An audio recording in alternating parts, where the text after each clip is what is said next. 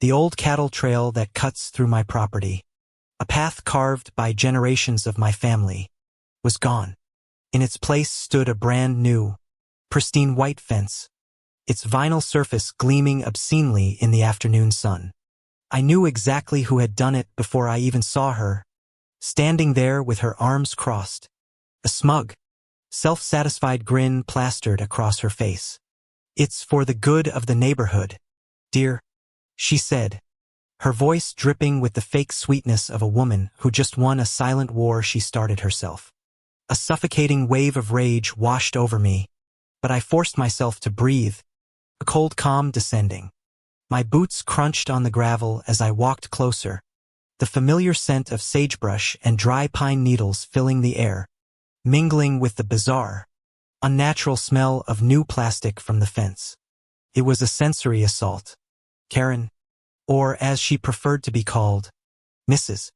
Montgomery from the Homeowners Association, was a walking, talking embodiment of suburbia's encroachment. She'd moved in 6 months ago, bought the biggest McMansion she could find at the edge of my land, and had been a thorn in my side ever since. Her phone, a gaudy rhinestone-studded monstrosity, was already clutched in her hand, a silent threat to call the Homeowners Association or the police, or anyone who would listen to her version of events. "What in God's name is this, Karen?" I asked, my voice low and steady, a deliberate effort to keep from shouting. I could feel the blood thumping in my temples, a slow, angry drumbeat. She didn't even flinch.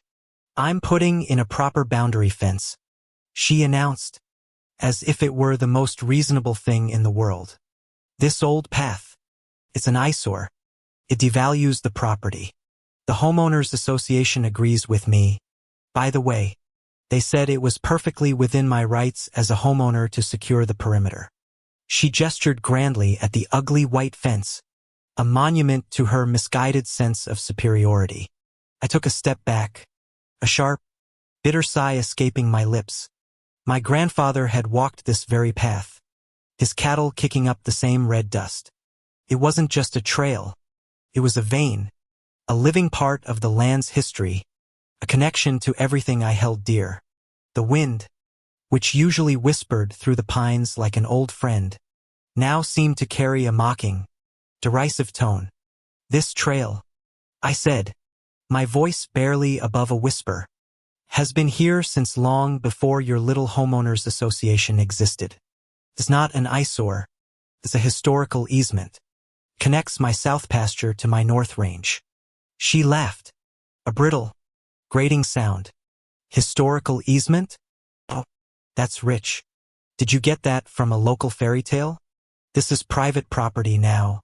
Honey, the land deed is very clear." She tapped her chest with a manicured finger, as if to emphasize her supreme knowledge of the law. I watched her smugness building, and a strange calm settled over me. It was the calm before the storm, the quiet that comes before a lightning strike. She thought she had won. She thought the fight was over. She was so sure of herself, so utterly convinced of her own righteousness, that she couldn't see the glaring, catastrophic flaw in her logic. "The deed, you say?" I asked, a hint of a smile playing on my lips. "You're right. It is very clear."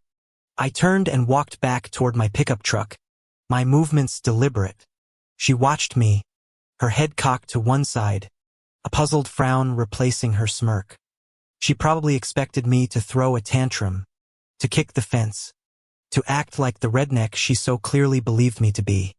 I reached into the glove compartment, my fingers tracing the outline of a leather-bound folio.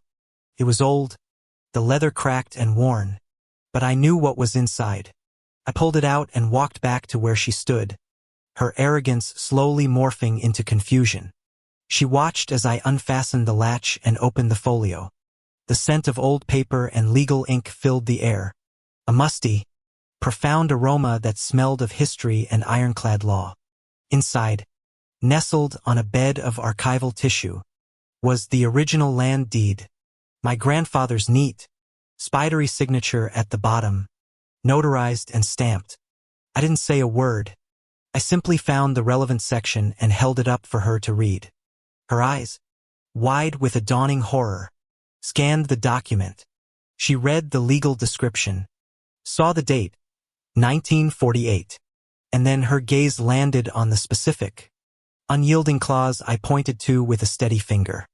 The document read, reserving unto the party of the second part, their heirs, and assigns a perpetual easement and right-of-way for ingress and egress, along and over the existing cattle trail traversing the herein described land, said right-of-way to remain open and unobstructed forevermore. Her perfectly sculpted face went slack. Her jaw hung slightly ajar. The phone, once a weapon of intimidation, slipped from her hand and landed silently in the dirt. She was frozen. There was no anger, no defense, no clever retort. There was only a cold, hard, unassailable fact staring her in the face. My grandfather, a man who built his life on this land, had a foresight she couldn't even begin to comprehend. He had anticipated her, or someone like her, 100 years ago. She was speechless, her carefully constructed world of homeowners association rules and neighborhood standards crumbling around her. I picked up the fallen deed and tucked it away. This trail, I said, my voice now devoid of any emotion, is a permanent fixture. Per this deed, it is legally and permanently mine to use. That fence you built is on my easement, and I'd like it removed by this time tomorrow. You can consult your own deed, but I assure you, contains the same language. I didn't have to raise my voice. The cold, unyielding weight of the truth was more powerful than any shout. She just stood there, a defeated statue of vinyl and entitlement, as I turned and walked away. The land doesn't belong to the loudest voice or the newest fence. It belongs to the history carved into its soil, a history no one can ever truly own, only protect. Justice, I thought, is a quiet thing, carried not in a scream, but in the unshakable weight of 100-year-old promise.